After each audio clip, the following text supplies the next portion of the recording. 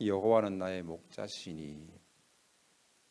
오늘 작년 교재는 에스겔서 통하여서 싹군 목자에 대한 이야기도 함께 해주고 있습니다. 싹군 목자는 양을 위해서 수고하지만 그 일한 대가를 위해서 일하게 되어집니다. 그리고 이 싹군 목자를 도둑이라고도 표현하고 있습니다. 주어진 일을 하면서 도둑질하는 거지요. 어떤 일이 있을 때, 위험한 일이 있을 때 그는 도망가 버립니다. 절대 양을 위하여서 희생하지 않습니다. 사실 이 말씀은 어떻게 보면은 교인들에게도 주어지고 목사에게 주어집니다. 교회가 힘들면은 도망가 버리는 교인들이 있습니다. 교회가 힘들면은 도망가 버리는 목사들도 있습니다. 정말 교회를 위해서 헌신하고 희생하는 이들이 있을 때 교회는 든든히 세워지는 것입니다. 교회는요, 내가 신앙생활하는 곳일 뿐만 아니라 우리 자녀들이 신앙생활을 해야 될 곳입니다. 또 우리 자녀들이 교회를 선택하기 위해서 돌아다니고 또 그런 일들이 반복되어진다면 안 될 것입니다. 3세대가 함께 예배할 수 있고 우리의 자녀들에게 교회를 물려줄 수 있다면 이보다 더 좋은 일들이 어디 있겠습니까? 우리가 신앙생활하면서 가정 속에서 자녀들을 위하여서 신앙을 물려주고 또 교회를 물려줄 수 있다면 우리의 인생 속에서 이보다 더 의미 있는 일은 없다고 생각합니다. 정말 교회가 힘들고 어려울 때 함께 할 수 있는 교인들, 또 희생하고 헌신할 수 있는 목사들이 필요한 것입니다. 기본적으로 목사는 희생과 헌신이 더 필요한 것 같습니다. 그렇지 않다면 그 길을 갈 필요가 없는 거지. 물론 그 일에서 가족들의 희생과 헌신도 따라옵니다. 이해할 수 없을지도 모릅니다. 그러나 시간이 지나고 난 다음에 결국 그것을 이해하게 될 것이고, 목사의 가족이기 때문이 아니라 예수를 믿는 한 사람이기 때문에, 성도이기 때문에 나도 역시 희생하고 헌신할 수 있음이 우리가 하나님 앞에 감사한 일이 아니겠습니까? 싹군 목자는 결코 희생하지 않습니다. 위험한 처지가 되어지면 양들을 다 버려버리고 그저 자기 살겠다고 도망갈 뿐입니다. 그러나 우리 예수님은 선한 목자를 표현하고 있습니다. 선한 목자, 그분은 양들을 위하여서 희생하신 분입니다. 죽음을 내어놓으신 분입니다. 과연 양들을 위하여서 죽음을 내어놓을 수 있는 목자가 어디 있겠습니까? 오직 예수 그리스도밖에 없습니다. 물론 자기 양들을 치다가 그는 다치고 또 때로는 생명을 잃을 수도 있습니다. 그러나 그런 목자는 찾아보기 힘듭니다. 오직 예수 그리스도만이 우리의 참된 목자이심을 고백하고 있습니다. 성경에는 하나님과 성도들과의 관계를 여러 가지로 표현하고 있습니다.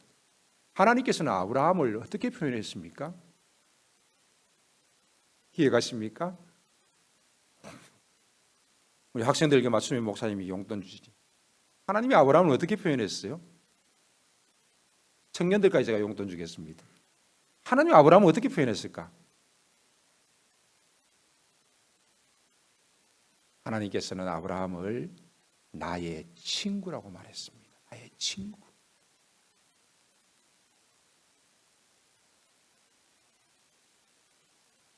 그 정도로 하나님께서는 아브라함과 친밀하게 관계를 이루어 가셨습니다. 하나님은 때로는 왕이십니다. 그리고 우리는 그의 백성입니다.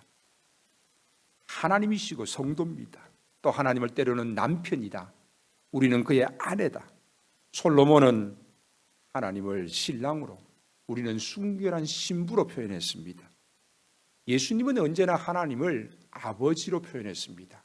아버지. 그리고 예수님 그분은 늘 독생하신 자, 독생자로 표현했습니다. 그러나 오늘 다윗은 여호와는 나의 목자라고 표현하고 있습니다. 여호와는 나의 목자시니. 이것은 다윗의 고백입니다. 다윗은 왕이었지만은 그는 어릴 적에 양치던 경험이 있었습니다.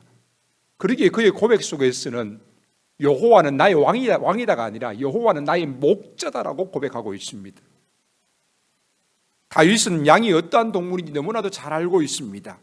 그리고 자신은 왕이지만은 하나님 앞에서 하나님을 목자라고 고백하면서 자신을 양이라고 고백하고 있는 것입니다. 과연 우리는 이것을 다윗의 고백처럼 인정할 수 있습니까? 과연 여러분들은 나는 과연 여호와를 목자로 인정하고 나는 그 앞에서 양 같은 존재로 인정합니까?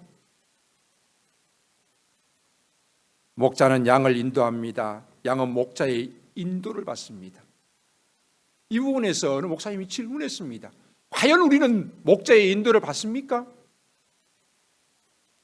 목사님들에게 던져진 질문이었습니다. 과연 우리는 얼마나 목자의 인도를 받습니까? 우리는 능동적으로 목자의 인도를 받지 않을 수도 있습니다. 그러나 목자 되신 여호와께서는 우리를 늘 인도하십니다. 그리고 우리의 입술을 통하여서 그러한 고백이 나오게 합니다. 사람이 마음으로 자기의 길을 계획할지라도 그 발걸음을 인도하시는 이는 여호와시니라. 타의 모든 생각과 계획과는 다르게 하나님이 나를 인도하고 계신다는 것입니다. 그분은 나의 목자가 되시기 때문입니다. 양은 어떠한 동물입니까? 다윗은 자신을 양과 같은 존재로 고백하고 있는데 양은 과연 어떤 동물입니까? 아주 민감한 동물입니다. 시력이 좋지 않다라고 말합니다. 2m, 3m 정도밖에 보지 못한다고 말합니다. 그러나 야생양은 좋은 시력을 가지고 있다고도 말합니다. 경사진 곳을 잘 오르내리고 야생양은 심지어는 수영도 잘한다고 말합니다. 놀라면 민첩하게 빠르게 도망을 갑니다. 보통 양은 무리를 지어서 살아갑니다. 가장 우두머리 수컷이 뿔이 가장 크고 싸움에 능합니다. 덩치가 제일 큽니다. 그 양이 그 무리를 이끌어가는 것입니다. 그래서 양을 사회적인 동물이라고 말합니다. 제일 앞선 양이 모든 양들을 이끌어가는데 이 양이 목자의 뒤를 따라갑니다. 그러면은 그 목자의 뒤를 따라가는 그 양을 보고 양들은 그 꽁무니를 계속해서 무리를 지어서 따라가는 것입니다. 이 제일 앞선 양을 장로양이라고 합니다. 그리고 움푹한 곳이 생기면은 그 앞선 양은 그곳에서 웅크리고 다른 양들이 그 등을 밟고 지나갈 수 있도록 기다립니다. 때로는 등에 피가 난다 할지라도 다 무리가 지나가고 난 다음에 그는 일어서서 다시 힘을 내어서 무리의 제일 앞에 나옵니다. 이처럼 무리를 지어가는 양임에도 불구하고 그럼에도 불구하고 이탈하여서 다른 곳으로 가는 양들도 간혹 있습니다. 양은 자신을 방어할 무기가 없는 연약한 동물입니다. 양이 이빨이 있을까요? 윗니가 없습니다. 어금니가 있습니다. 그래서 양은 풀을 뜯어먹고 난 다음에 조용한 곳에서 다시 그 풀을 끄집어내어서 어금니로 잘근잘근 다시 되새김질하는 동물입니다. 이 양은 이처럼 연약한 동물이지만은 덩치 큰 양이 가끔 가다가 고집을 부리고 버티면은 어른들조차 그 양을 끌고 가기 힘들 정도로 힘이 세기도 하고 고집이 세기도 합니다. 중동 지방에서는 가장 상스러운 욕이 있습니다. 바로 양 같은 놈입니다. 우리나라에서는 개를 비유하지요. 욕이 다 개가 들어갑니다. 그런데 중동 지방에서는 양이 들어갑니다. 가장 싫어하고 선박하고 치욕적인 욕설입니다. 양은 생각이 모자라고 어리석으며 고집이 세고 남의 말에 귀를 기울일 줄 모르고 지저분한 동물의 대명사로 알려져 있습니다. 그래서 양 같은 놈, 이게 가장 치욕적인 욕입니다. 다윗은 이것을 알고 있음에도 불구하고 자신을 양이라고 표현하고 여호와는 나의 목자라고 그는 고백하고 있습니다. 양들이 있으면 우리는 똑같은 양으로 보일 겁니다. 그러나 목자의 눈에는 그 양들의 이름이 다 있습니다.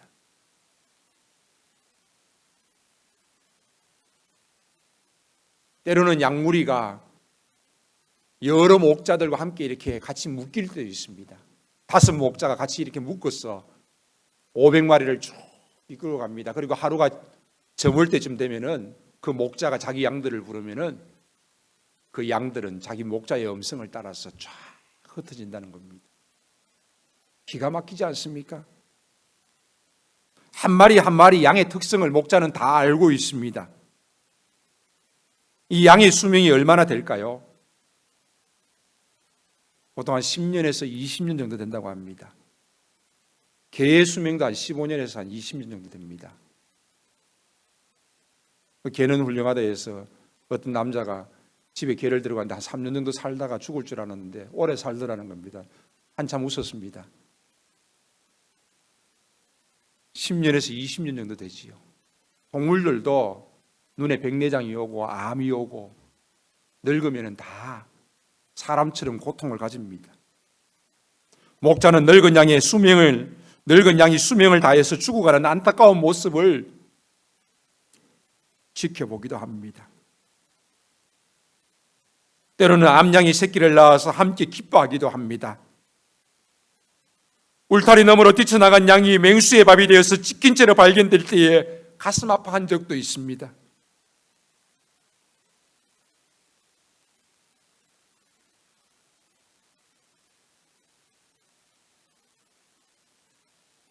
목자가 진실로 양을 위하여서 그 양을 잘 돌본다라면은 이런 슬픔과 아픔 속에서 그는 양들에 대한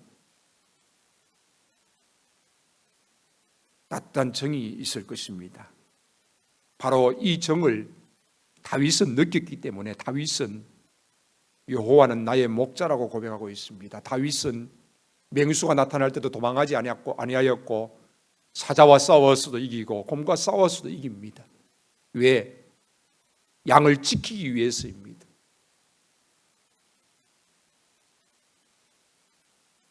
이 양을 사랑하는 그 마음이 결국은 골리앗을 넘어뜨리는데 큰 힘이 되어지죠. 여호와는 나의 목자시니 하나님께서 가장 싫어하시는 자는 어떤 자입니까? 하나님 없이 얼마든지 살 수 있다라고 여기는 자입니다. 여호와는 나의 목자라고 고백한다라면은 우리는 주님 없이 살 수 없다라고 고백하는 것입니다. 주님이 나를 돌보시고 주님이 나를 지켜주지 아니하시면은 주님 나는 살아갈 수 없는 존재입니다. 바로 이것이 우리의 고백이 되어지는 것입니다. 양떼의 행복은 어디에 있습니까? 목자의 음성에 있습니다. 풀을 뜯어먹고 물을 먹고 쉴 만한 곳에 쉴 때에 목자의 음성만 있다면 그는 그것이 가장 행복한 곳입니다. 왜? 그 어떤 맹수로부터 지켜줄 수 있는 목자가 자기 곁에 있기 때문입니다. 목자의 음성이 있는 그곳이 쉼이 있고 행복이 있는 곳입니다. 그가 나를 푸른 초장에 누이시며 쉴만한 물가로 인도하십니다. 먹을 것이 많고 먹고 쉬고 그러면서 그는 그곳에서 목자의 돌봄을 느끼게 되어집니다. 염려가 있다라면은 푸른 초장이 무슨 소용이 있고 쉴만한 물가가 무슨 소용이 있겠습니까? 풀을 제대로 먹을 수 있겠습니까? 제대로 쉴 수 있겠습니까? 사탄은 우리에게 끊임없이 염려를 가져다 줍니다.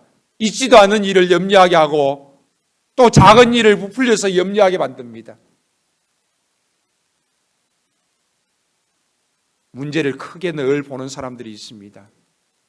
생기지도 않은 문제를 가지고 가져와서 걱정하는 사람도 있습니다. 다가오는 문제를 가지고 이겨내는 것만도 힘든데 왜 문제를 크게 보고 왜 문제를 크게 만듭니까?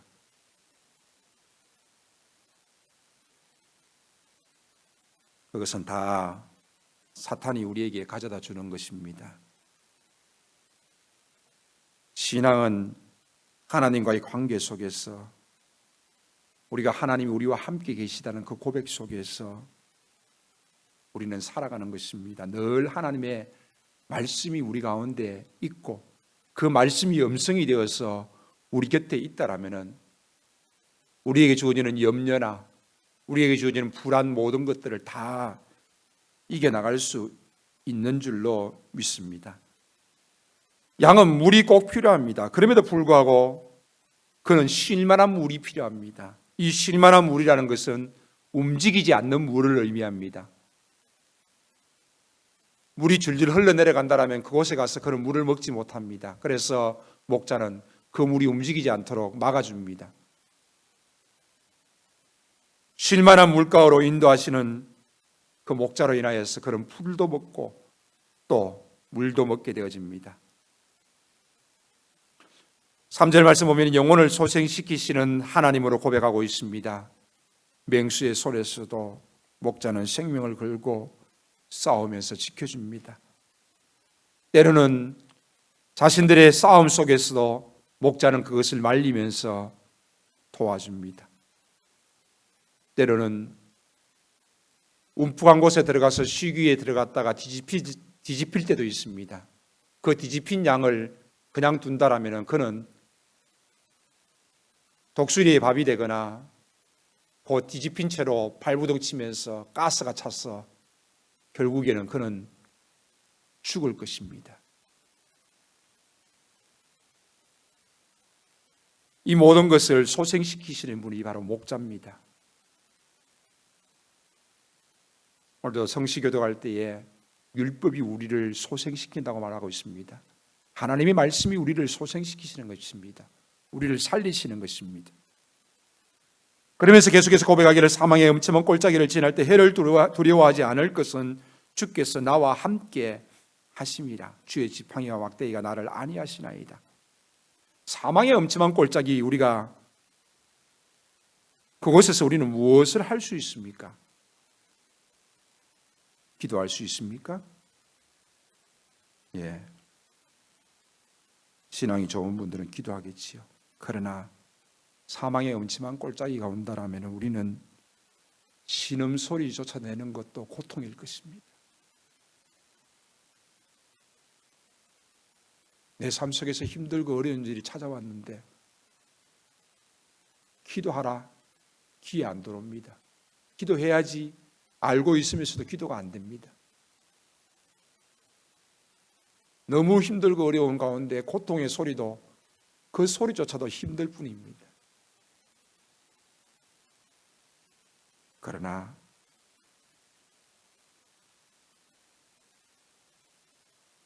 죽을 수조차도 없는 그 고통 속에서도 하나님이 나를 지키시고 붙잡았기 때문에 내가 다시 사망의 엄침한 골짜기를 지나고 일어날 수 있는 것입니다.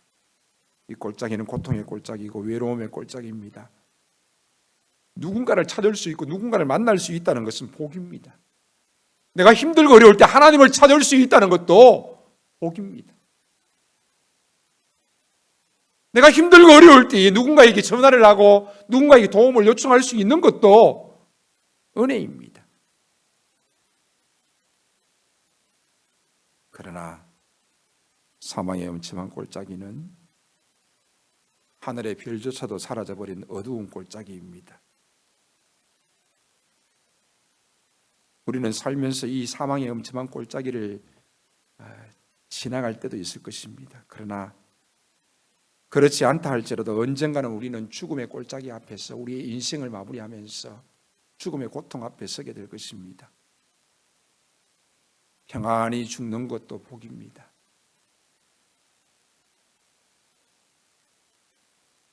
그래서 많은 이들이 기도하지 않습니까? 하나님, 저는 평안히 죽을 수 있도록 해주세요. 잠자면서 죽게 해주세요. 어떤 목사님들은 그렇게 기도해요. 강단에서 기도하다 죽게 해주세요. 저는 그건 아니라고 봅니다. 강단에서 기도하다 죽으면 나중에 늦게 발견되면 그 펴기도 힘들어요. 누워서 잠자다가 죽으면 참 그게 복인 것 같습니다. 뭐 어떤 분들은 설교하다 죽으면 죽기를 원하는데, 아니 설교하다 갑자기 죽으면 얼마나 놀라겠어요. 사람들이. 그런 일은 없어야지요. 잠들다가 하나님 품에 안길 수 있다라면 복입니다. 우리의 부모님들이 이제 다들 하나둘 떠나가십니다. 정말 건강하게 사시다가 평안하게 사시다가 주님의 품에 안기는 것이 복인 줄 압니다.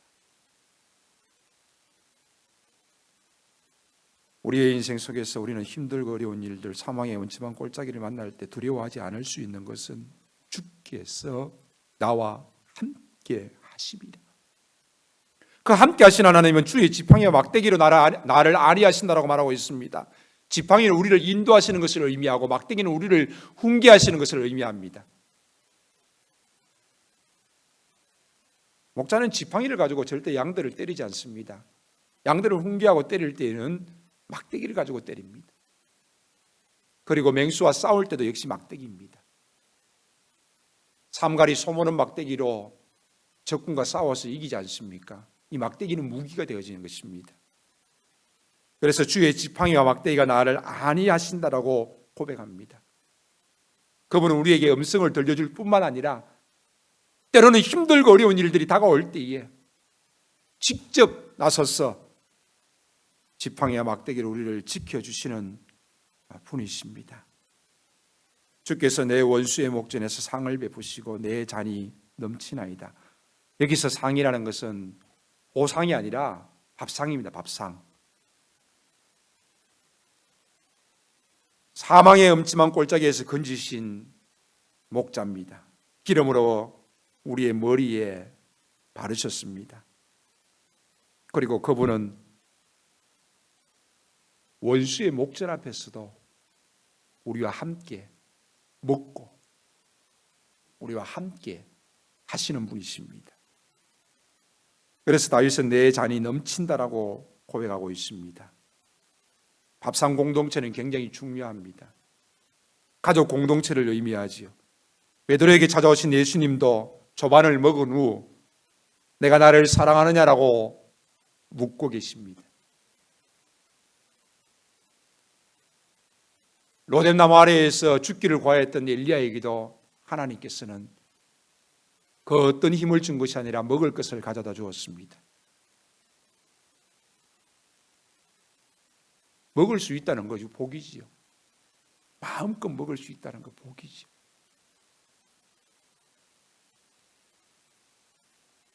마지막 6절 고백입니다.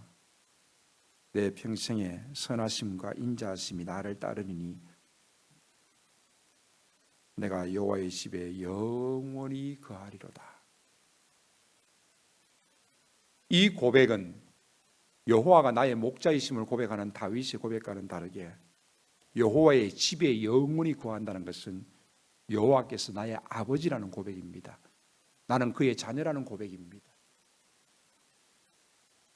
그리고 다윗은 실제로 여호와의 성전에 머무는 것을 가장 큰 기쁨으로 여겼습니다. 나의 평생의 선하심과 인자심이 나를 따릅니다. 나는 여호와의 집에 영원히 거합니다. 이것이 다윗의 고백이요, 우리의 고백이 되어질 수 있기를 바랍니다. 기도하겠습니다. 살아계신 하나님 감사합니다. 여호와는 나의 목자시니 내가 부족함이 없으리로다. 이 고백이 우리의 고백이 되어지게 하시고 나를 사망의 음침한 골짜기에서 건지시는 하나님의 놀라운 은혜를 경험하게 하여 주시옵소서. 이 시간도 찬양을 통하여서 주님을 높이기를 원합니다. 찬양 속에 우리의 고백이 있고 우리의 기도가 있습니다. 주여, 우리의 찬양을 받으시고 우리 가운데 은혜로 덧입혀 주시옵소서. 주님만이 높아지기를 원합니다. 주님만이 찬양을 받으시옵소서. 예수님의 이름으로 기도하옵나이다. 아멘. 제가 지난주는 참아름교회 위 목사 공동의회권에 있어서 잠시 다녀왔습니다. 축도하고 마치겠습니다. 이제는 우리 구주 예수 그리스도의 은혜와 하나님 아버지의 무한하신 사랑하심과 성령 하나님이 함께 하시고 도우시며 교통하시는 역사가 여호와를 나의 목자로 고백하며 양 같은 우리의 모습을 주님 앞에 내어놓으며 다시 한 번 더 믿음으로 달려가기를 원하는 주의 사랑하는 모든 권속들 가운데, 특별히 우리 자녀들 가운데, 가정과 교회 위에, 이 나라와 이민족 가운데 이제로부터